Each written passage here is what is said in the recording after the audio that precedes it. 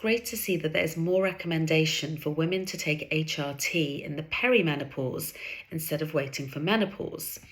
The difference is in perimenopause, you're quite often still having periods, but they might be irregular, or they might be heavier, or you might notice more PMS or other symptoms such as sleep disturbance or flushes periodically throughout the month.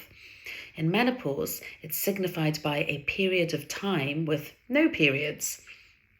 Quite often, patients come to see me because their GP won't treat them until they've had an amount of time with no periods.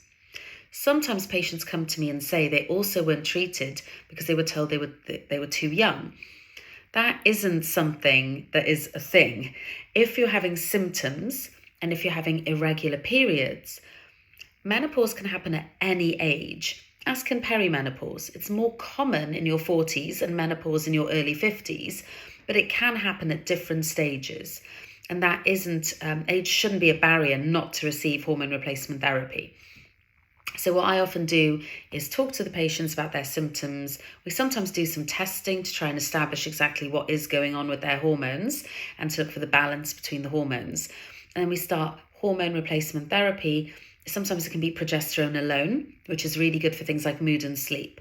Sometimes it can be estrogen and progesterone. Estrogen is obviously good for things like flushes, focus, concentration.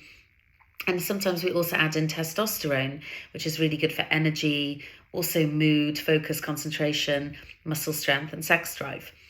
So I work with women in the perimenopause when their own hormones are still fluctuating to try and get them feeling more balanced. And then things are much easier for them as they transition through menopause. Like I said, I don't think age should be a barrier. And if you're concerned, you should see someone who does prescribe hormones on a regular basis and understands how to treat perimenopause.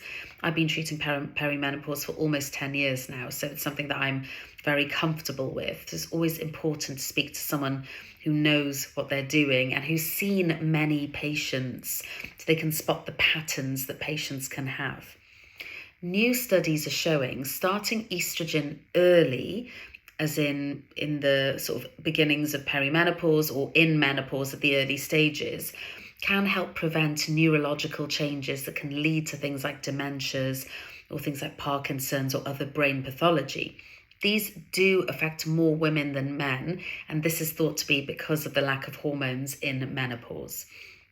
So it's not just important for symptom relief, which is obviously important to feel great, but in terms of long-term improvement of your health. If you think this would benefit someone you know, please share the video. And if you've got any questions, let me know. Take care. Bye.